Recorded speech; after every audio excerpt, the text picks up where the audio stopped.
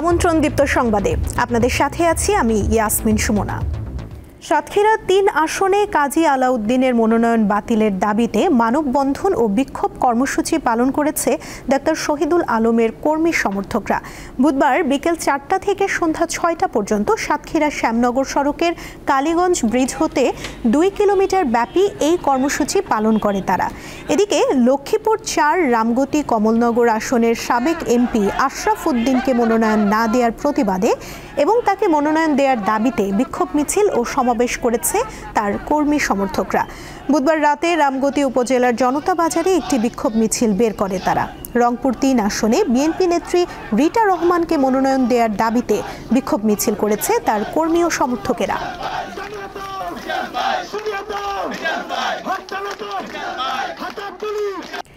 দেশের জনগণের মতো সেনাবাহিনীও চায় সরকারের রূপরেখা অনুযায়ী একটি অবাধ, সুষ্ঠু ও নিরপেক্ষ নির্বাচন।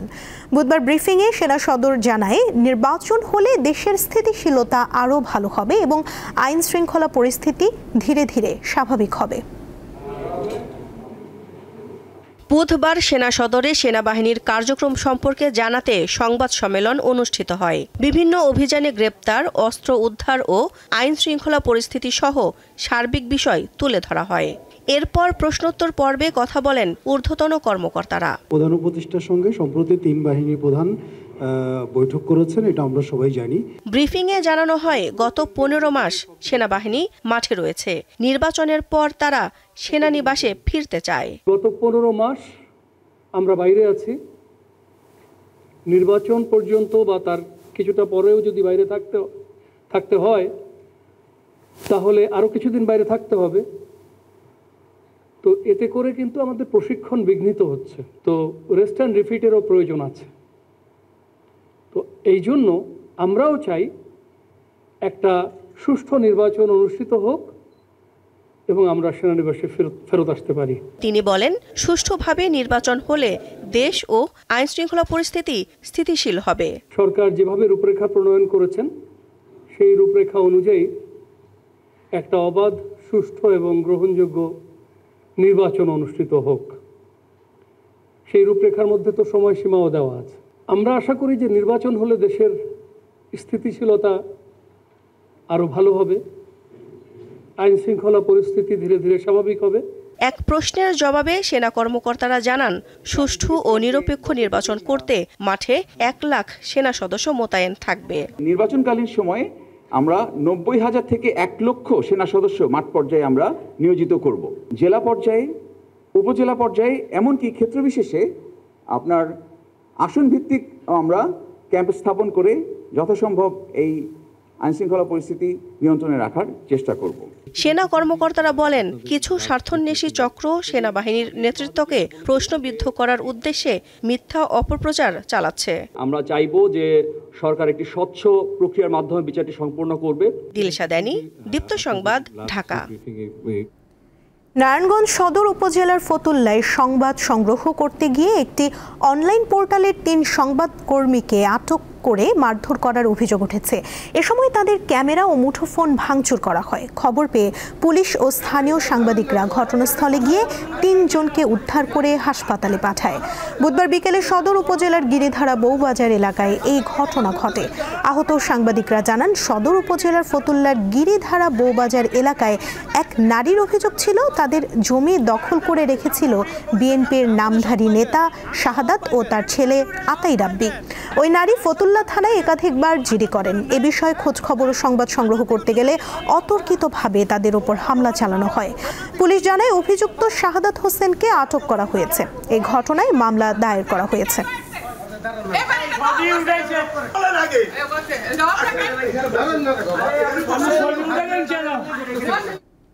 নীলফামারীর মেয়ে ঐশীর হাতে তৈরি কংক্রিটের ক্রাফট জনপ্রিয় হয়ে উঠেছে দেশে ও বিদেশে। তিনি তৈরি করছেন শোপিস, ফুলদানি, মোমবাতি সহ নানা সামগ্রী। তার কাজের স্বকীয়তা ও রঙের ব্যবহারে মুগ্ধ ক্রেতারা। অনেকেই তার পণ্য নিতে আগাম বুকিং দেন। ঐশীর মাসিক আয়ও বেশ ভালো। এখানে রয়েছে ঘর সাজানোর পণ্য, ক্যান্ডেল স্ট্যান্ড, প্ল্যান্টার, শোপিস সহ নানা ধরনের পণ্য। এসব পণ্য নিজ হাতে তৈরি করছে নীলফামারীর ঐশী। তার তৈরি প্রতিটি পণ্যের রয়েছে অনন্য নকশা। ক্রেতার পছন্দ অনুযায়ী পণ্যের নকশা তৈরি করে দেন তিনি। ঘর সাজানোর পণ্য তৈরি তার লক্ষ্য। নীলফামারীর প্রত্যন্ত গ্রামে বসে অনলাইনে বিক্রি করছেন নিজের তৈরি পণ্য। 17 বছরের কিশোরী তানিসা তানভি ঐশী 3 বছর আগে মাত্র 500 টাকা পুঁজিতে শুরু করেন এই ব্যবসা। তার তৈরি পণ্য দেশের বিভিন্ন বিপণন কেন্দ্রে স্থান পেয়েছে। এছাড়া ব্যক্তি উদ্যোগে অস্ট্রেলিয়া, কানাডা, যুক্তরাজ্য ও মধ্যপ্রাচ্যের বিভিন্ন দেশে যাচ্ছে তার তৈরি পণ্য। সব মিলে প্রতি মাসে ভালো আয়ও করছেন ঐশী। বাংলাদেশে যেটা এত বড় মার্কেট আছে এটা আমার ধারণায় ছিল না।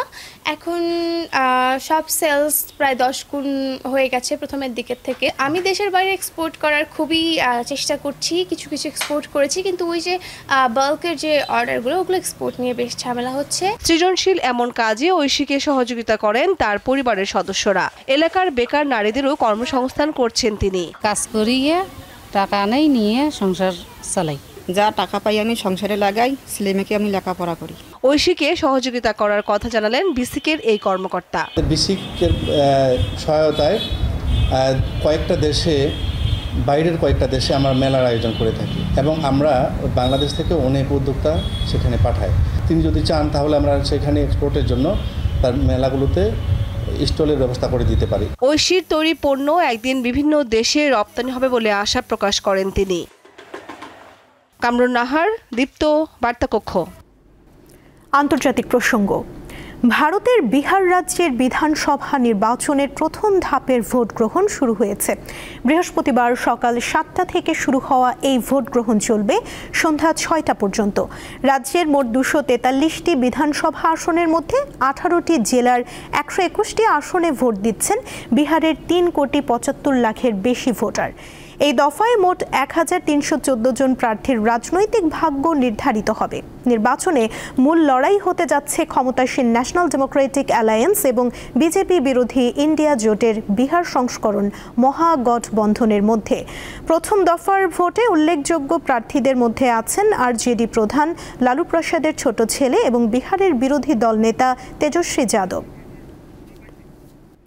যুদ্ধবিরতির মধ্যেও গাজা উপত্যকার মধ্যাঞ্চলে তথাকথিত ইয়েলো লাইন অতিক্রম করার অভিযোগে 2 ফিলিস্তিনিকে গুলি করে হত্যা করেছে ইসরায়েলি বাহিনী।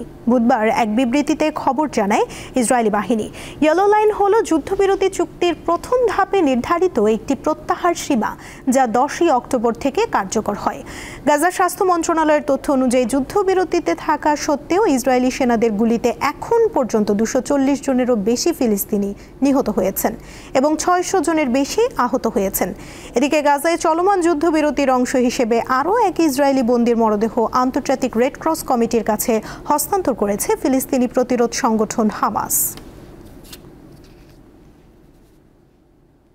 পারমাণবিক অস্ত্র পরীক্ষার জন্য প্রস্তুতির নির্দেশ দিয়েছেন রাশিয়ার প্রেসিডেন্ট ভ্লাদিমির পুতিন।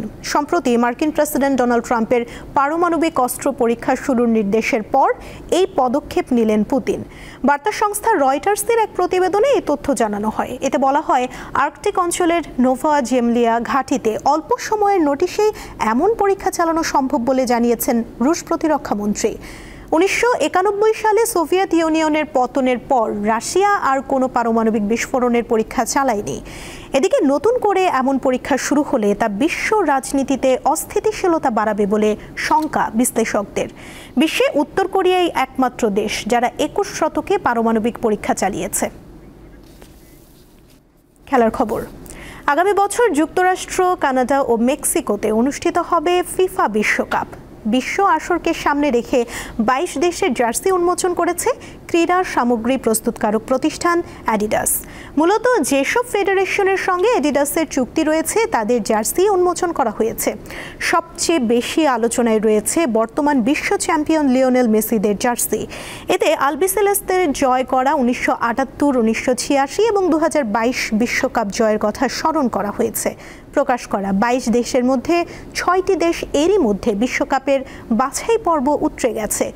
এছাড়া বিশ্বকাপে খেলার নিশ্চিত সুযোগ রয়েছে এমন দেশ যেমন জার্মানি, স্পেন, এমন দেশের জার্সিও রয়েছে। এবারের বিশ্বকাপের আসর হবে 48 দেশ নিয়ে। আগামী বছরের 11 জুন থেকে শুরু হবে ফিফা বিশ্বকাপ, যার ফাইনাল অনুষ্ঠিত হবে 19 জুলাই।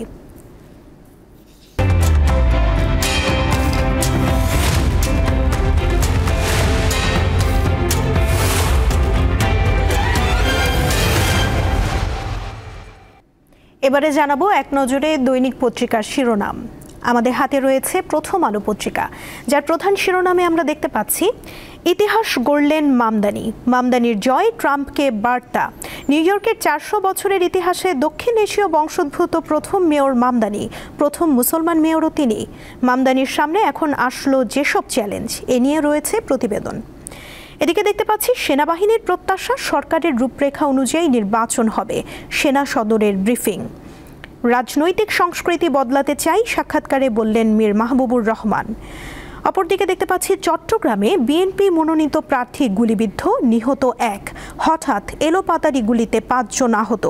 নগর বিএনপির আহ্বায়ক এরশাদুল্লাহ হাসপাতালে চিকিৎসাধীন। বিএনপি ইতিবাচক, জামায়াতের কমিটি গঠন, উদ্যোগী 9 দল। রাজনৈতিক সমঝোতা।